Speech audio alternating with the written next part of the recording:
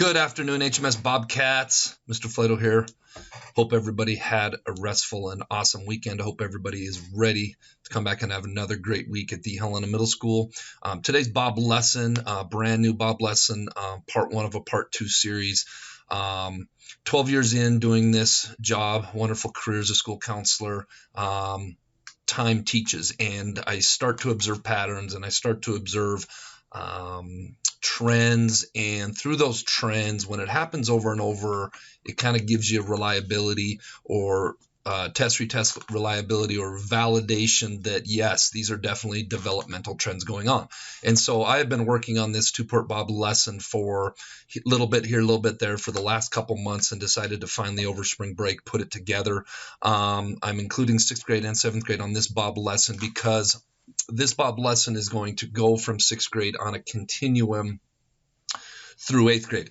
And so 6th graders, some of this is going to be review. 7th graders, some of this is going to be review. But really for 7th graders, it really sets up for maybe the more important back half of 7th grade, 8th grade, and then I'll incorporate 8th grade into that. 6th graders, you guys unfortunately have to wait till next year to see the second part of the Bob lesson. A lot of this review, a lot of this is just for you all because so many times friendships are such an important part of middle school that I do spend a lot of times on interpersonal relationships with middle school students because I do think it's such a huge social time and trying to figure these things out. And a couple things, if students know that this is a trend, students know that they're not alone, it's not something weird going on with them or their friendships or their thoughts or their feelings or their struggles or whatever. I hope that brings everybody a little bit of feel good or compassion or understanding. And so let's get rocking and rolling on this. Hope you guys like it. I hope you guys get something useful out of it for your own lives. And I hope you guys have a great week. All right, Bobcats, we are off and running. New Bob lesson titled Middle School Friendships on a Continuum. But first, let's be our best this week at HMS. Let's be safe, let's be responsible, let's be respectful, let's be a learner. So how this Bob lesson really came together for me was over the years, my experience and my training, I started noticing different trends that happen at different ages, along with different ways to think about friendships. And so I thought that I would put it on a continuum to help students understand that maybe some of the things they're going through is natural and normal. And a lot of the conversations I have about friendships in my office are usually negative and problematic type of conversations. And over the years, I've learned that if looked at through the right lens and kind of observed from the right lens, students can actually use this to not only better understand what's going on, but also to make better decisions and help guide them on their ways in the evolving friendship circles. Many of you remember this. This is how I view friendships in 6th grade, coming in all jumbled up from 5 different feeder schools and other schools as well. And really, friendship is built on finding other human beings that you have common interests with, common goals with, common values with, common personality traits with. And we as human beings definitely organize ourselves by these things, and talked a lot about friendship circles over the years, starting in 6th grade. And a lot of you, virtually all of us, organize ourselves into groups that we find these similarities with.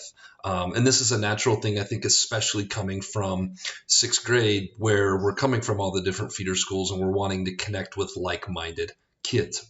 But I really started to observe 7th grade, definitely 8th grade. This is probably the number one 8th grade topic that I talk with students about, is that it's after students break themselves into these groups, now the groups slowly become refined, and everybody is trying to figure out not only which group do I fit into, but do I still fit into that group after a while. And so whenever I'm having a talk with students about this, I always think about a gold panner, panning for gold, trying to find the gold. And so I put that picture in, but wanted to talk about the definition of refinement, specifically the second one.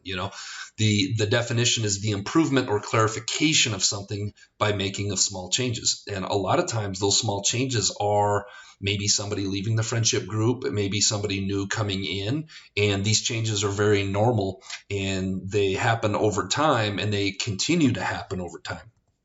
kind of for more of you visual people out there. Going back to the Skittles example, specifically like the yellow and blue. Yellow and blue, you put those together, that makes green.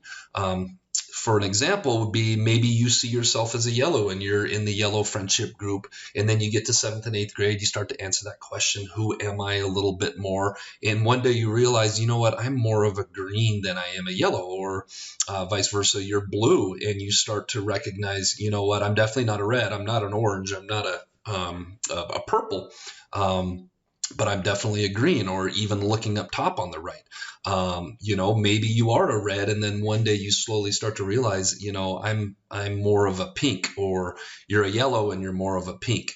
And so this is another way that I think about friendships, and to go from the left picture to the right is a natural evolving thing that just happens over time as students start to really figure themselves out in terms of who am I, what am I about, what do I value, what are my interests, who do I want to be, all those awesome things. So that brings us to the continuum. For those of you that don't know what a continuum it is, it extends on both ends and it never really ends. I'm going to be referring back and forth to this graphic here quite a bit, starting with 11-year-old 6th graders. And that is when that developmental stage really hits 11, 12 years old, where students and human beings start to really ask themselves, who am I?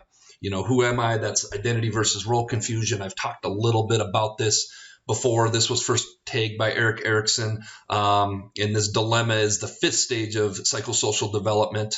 At the core is having an idea of core characteristics, values, and principles that we are. And when people look in the mirror and they get to this age, this extends, 12 to probably 20 or so. And it's a rapid time of really looking in the mirror and figuring out, who am I? What am I about? What sets me apart from other people? What do I have in common with other people, etc. This stage of adolescence, when we start to question ourselves and ask questions relevant to who we are and what we want to become and what we want to accomplish, as that ties into friendships, we're naturally going to progress to spending time around other people that have similar interests and view themselves similarly. And that's the whole concept of what friendship is about.